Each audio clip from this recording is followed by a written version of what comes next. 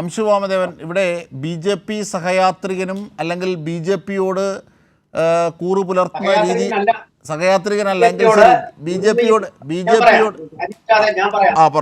പിയോട് മുൻവിധി ഇല്ലാത്ത അപൂർവം ചില മാധ്യമ പ്രവർത്തകരിൽ ഒരാൾ, ബി ജെ പിയോടെ മുൻവിധിയും ദോഷവും ഇല്ലാത്ത അപൂർവം ചില മാധ്യമ പ്രവർത്തകരിൽ ഒരാൾ, അത്രയേ ഉള്ളൂ. ഇപ്പോൾ മനസ്സിലായല്ലോ. അപ്പോൾ അങ്ങനെയുള്ള രാജേന്ദ്രൻ പന്തളത്തിന് പോലും ഈ കാര്യത്തിൽ കൃത്യമായൊരു നിലപാട് പറയാനാകുന്നില്ല. ബി ജെ പിക്കെതിരെ മാത്രമേ സംസാരിക്കാനാകുന്നുള്ളൂ.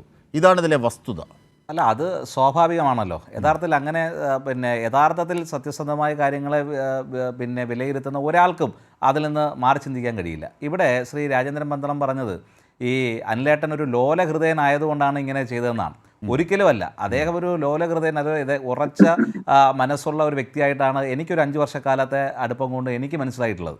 പക്ഷേ അദ്ദേഹം വിശ്വസിച്ച ഒരു പ്രസ്ഥാനം അദ്ദേഹത്തിനോടൊപ്പം ഇല്ല, അദ്ദേഹം ഒറ്റപ്പെടുത്തി എന്ന വേദന തന്നെയാണ് അദ്ദേഹത്തെ ഇത്തരത്തിലൊരു കടുത്ത തീരുമാനത്തിലേക്ക് എന്ന് വിട്ടതെന്നാണ് എൻ്റെ ബോധ്യം. എൻ്റെ ഒരു കോമൺ സെൻസ് എന്നെ ബോധ്യപ്പെടുത്തുന്നത്. അതിലൊരു തർക്കവും നമുക്ക് വേണ്ട. ഇവിടെ ഇപ്പോൾ രാജീവ് ചന്ദ്രശേഖർ ഇതൊന്നും അറിഞ്ഞിട്ടില്ല എന്നുള്ള നിലയിലാണ് ശ്രീ രാജേന്ദ്രൻ പന്തളം പറയുന്നത്. ജില്ലാ നേതാക്കളോട് ചോദിക്കുന്നു എന്നാണ്. അത് പക്ഷേ ഈ കോഴിയെ കട്ടവൻ്റെ തലയിൽ പൂടെ ഉണ്ടോ എന്ന് ഇടയ്ക്കിടയ്ക്ക് തപ്പി നോക്കുന്നത് പോലെ രാജീവ് ചന്ദ്രശേഖർ ഇപ്പോൾ തപ്പി നോക്കിക്കൊണ്ടിരിക്കുകയാണ്. അദ്ദേഹത്തിൻ്റെ ഫേസ്ബുക്ക് പ്രൊഫൈലെടുത്ത് പരിശോധിച്ചാൽ അറിയാം.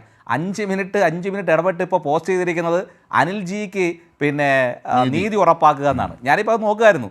5 മിനിറ്റ് ഇടപെട്ട് ഇങ്ങനെ ഇട്ടുകൊണ്ടിരിക്കുകയാണ്. കാരണം അദ്ദേഹത്തിന് മനസ്സമാനം കിട്ടുന്നില്ല. അനിൽജിക്ക് നീതി ഉറപ്പാക്കുക. എന്താ പ്രശ്നം?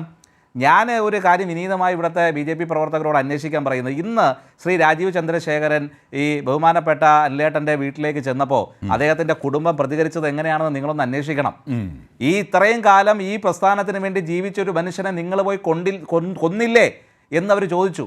നിങ്ങളൊന്ന് സപ്പോർട്ട് ചെയ്തിരുന്നെങ്കിൽ ആ മനുഷ്യൻ ഇപ്പോഴും എൻ്റെ അനുചേട്ടൻ ജീവനോടെ ഇരിക്കില്ലേ എന്ന് അദ്ദേഹത്തിൻ്റെ ഭാര്യ അവരോട് നിലവിളിച്ചുകൊണ്ട് ചോദിച്ചു. അവിടുത്തെ ബി ജെ പി പ്രവർത്തകർ സാക്ഷിയാണ്, അവിടുത്തെ സാധാരണ നാട്ടുകാർ അത് സാക്ഷിയാണ്. ഇതിന് ഉത്തരം പറയണ്ടേ? ഇവിടെ നിന്ന് ഇറങ്ങിയപ്പോൾ ആ മനുഷ്യൻ്റെ കുടുംബത്തോട്, അദ്ദേഹത്തിൻ്റെ ഭാര്യയോടും മക്കളോടും ഒരു വാക്കുരിയാടാൻ കഴിയാതെ പ്രതിരോധത്തിലായ രാജീവ് ചന്ദ്രശേഖരൻ അത് തീർത്തത് സുലേഖയുടെ മുകളിലാണ്, കൈരളിയുടെ മുകളിലാണ്. ഇതാണ് യഥാർത്ഥത്തിലുണ്ടായ വസ്തുത. യഥാർത്ഥത്തിൽ ഈ ബാങ്കിലെ ബാധ്യത എന്ന് എങ്ങനെ ഉണ്ടായത്, അതിനെ സംബന്ധിച്ച് അന്വേഷണം വേണം. ഇവിടെ ബി ജെ പിയുടെ ജില്ലാ നേതാക്കൾ ഉൾപ്പെടെയുള്ള ആളുകളാണ് അവിടെ നിന്ന് ലോൺ എടുത്തിട്ട് തിരിച്ചടയ്ക്കാത്തത്. അതാരാണെന്നുള്ളതിനെ സംബന്ധിച്ച് പ്രത്യേകമായി അന്വേഷണം നടത്തണം. ആ അന്വേഷണത്തിൽ ആരൊക്കെയാണ് അവരെന്ന് പുറത്തു കൊണ്ടുവരണം. യഥാർത്ഥത്തിൽ രാഷ്ട്രീയ ആവശ്യങ്ങൾക്കെന്ന് പറഞ്ഞ് നേതാക്കന്മാരുടെ പേരിൽ, അവരുടെ നേതാക്കന്മാരുടെ ബിനാമിയായിട്ടുള്ള ആളുകളുടെ പേരിൽ ലോണുകൾ എടുക്കുന്നു. എന്നിട്ട് അത് വിവിധ തരത്തിലുള്ള രാഷ്ട്രീയ ആവശ്യങ്ങൾക്കെന്ന് പറഞ്ഞ് ഉപയോഗിക്കുകയാണ്. വിവിധ തരത്തിലുള്ള സംഘടനാ പ്രവർത്തനത്തിൽ ഉപയോഗിക്കാൻ വേണ്ടി കൊടുക്കുന്നു. അതിനുശേഷം തിരിച്ചിത് കൊടുക്കുന്നില്ല. അതിനെ സംബന്ധിച്ച് അന്വേഷണം വേണം. ഇവർ ഈ പണം ഉപയോഗിച്ച് നടത്തിയ പ്രവർത്തനങ്ങളെ സംബന്ധിച്ച് പല സ്ഥലങ്ങളിലും ചില പ്രവർത്തനങ്ങളെ സംബന്ധിച്ച് അവരെന്ത് ഈ പണം ഉപയോഗിച്ച് നടത്തിയ പ്രവർത്തനങ്ങൾ കൂടി അന്വേഷണത്തിൻ്റെ പരിധിയിൽ വരണമെന്നാണ് ഞങ്ങളെ സംബന്ധിച്ചുള്ള നിലപാട്. അങ്ങനെ ആ ജില്ലാ നേതാക്കൾ എടുത്തുകൊണ്ട് പോയ, അല്ലെങ്കിൽ ബി ജെ പിയുടെ നേതാക്കൾ എടുത്തുകൊണ്ട് പോയ പണം, ആ പണം തിരിച്ച് ലഭ്യമാകാതെ ആയപ്പോഴാണ് അനിലേട്ടൻ ഇത് ചെയ്യേണ്ടി വന്നത്. അദ്ദേഹം ലോലഹൃദയനായതുകൊണ്ടല്ല, ഉറച്ച മനസ്സുള്ള മനുഷ്യൻ തന്നെയാണ് അദ്ദേഹം. യഥാർത്ഥത്തിൽ ഇപ്പോഴും അദ്ദേഹത്തിൻ്റെ മരണത്തിന് ശേഷവും അദ്ദേഹത്തിന് നീതി ലഭ്യമാകുന്നില്ല എന്നുള്ളൊരു പ്രശ്നമുണ്ട്.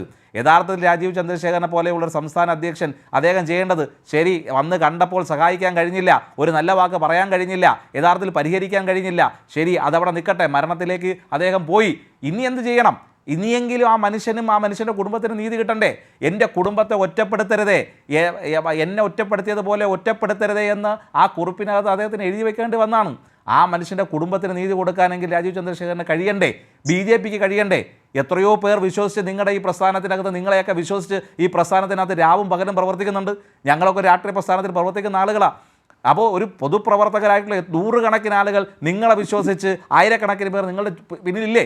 അവർ മരണപ്പെട്ടാൽ അവരുടെ കുടുംബത്തിനെങ്കിലും നിങ്ങൾക്ക് നീതി കൊടുക്കാൻ കഴിയില്ലേ എന്നുള്ളത് ചോദിക്കുന്നത്. ഇതിനകത്ത് യാതൊരു തരത്തിലുള്ള രാഷ്ട്രീയമായിട്ടുള്ള വിതർക്കങ്ങളിലേക്കൊന്നും ഞാൻ പോകാൻ മെനക്കെടുന്നില്ല.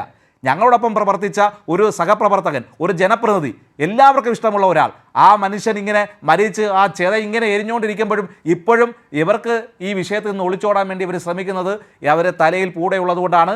രാജീവ് ചന്ദ്രശേഖരൻ അടക്കമുള്ള സംസ്ഥാനത്തെ ബി ജെ പിയുടെ നേതാക്കളും ജില്ലയിലെ നേതാക്കളും ഇതിന് മറുപടി പറയണം. യഥാർത്ഥത്തിൽ പൊതുസമൂഹത്തിനോടല്ല, ആദ്യം നിങ്ങളുടെ പ്രവർത്തകരോട് നിങ്ങൾക്ക് ഇത് ബോധ്യപ്പെടുത്താൻ കഴിയണം, ആ കുടുംബത്തെ ബോധ്യപ്പെടുത്താൻ കഴിയണം. അതിനുശേഷം പൊതുസമൂഹത്തെ നിങ്ങൾക്ക് ബോധ്യപ്പെടുത്തേണ്ടി വരും. ഇതാണ് ഞങ്ങൾക്ക് ഇതിനകത്തുള്ള നിലപാട്. തീർച്ചയായും.